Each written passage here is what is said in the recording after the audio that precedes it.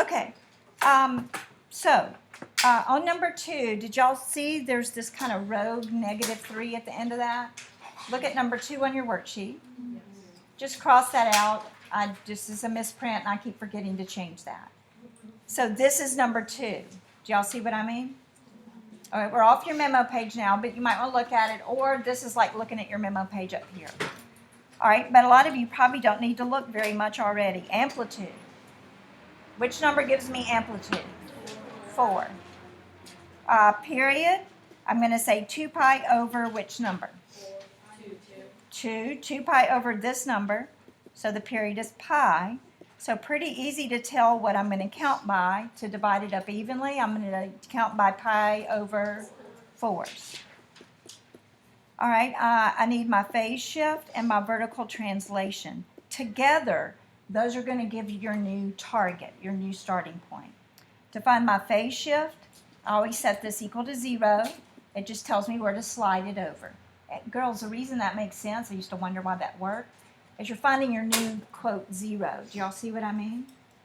Okay, so now, are y'all okay with x is equal to pi over 2? All right, so my phase shift is pi over 2. Vertical translation? 2, positive 2. So this is your new starting place. You're going to base everything on that. Your eyes just aren't looking at 0, 0 anymore, okay? So I'm going to go out to pi over 2 and up 2, and that's my target. I'm not saying I'm going to put a dot there, but do you see how that's my new axis right there? Okay, so I don't really care about the 0, 0. It's just immaterial to me. Now, do check and make sure that you've drawn it to scale, okay? I'm going to count by pi over 4s, which are not like this big in relationship to my mark of pi over 2. What's the relationship of pi over 4 to that mark I've made pi over 2? So you need to reflect that, okay? So pi over 4, okay, I'm counting from pi over 2 by pi over 4s. You start to add this to the count to your phase shift. So are we going to call this 2 pi over 4 right here? 3 pi.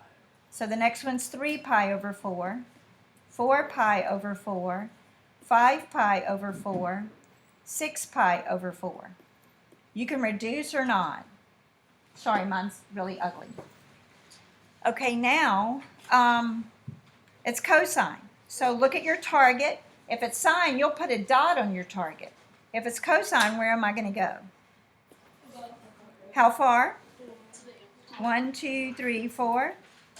Come back down to the midline. Go down 4, back to the midline, and up 4.